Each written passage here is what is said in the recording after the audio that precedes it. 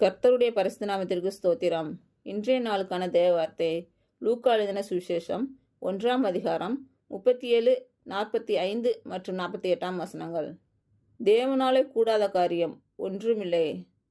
விசுவாசித்தவளே பாக்கியவதி, கர்த்தராலே அவளுக்கு சொல்லப்பட்டவைகள் நிறைவேறும்.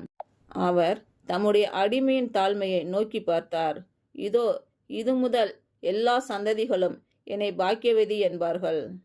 இன்று பிறந்த நாள் மற்றும் திருமண நாள் காணும் அனைவருக்கும் இயேசு கிறிஸ்துவின் நாமத்தினாலே வாழ்த்துக்கள். கர்த்தர் உங்கள் பலவீனங்களை மாற்றி உங்களுக்கு பலத்தை கட்டளையிடுவாராக. கர்த்தர் உங்களையும் உங்கள் பிள்ளைகளையும் உங்கள் பிள்ளைகளின் பிள்ளைகளையும் ஆசீர்வதிப்பாராக. கர்த்தர் உங்களோடு இருந்து உங்கள் பணிகளையும் பயணங்களையும் ஆசீர்வதிப்பாராக. ஆமேன்.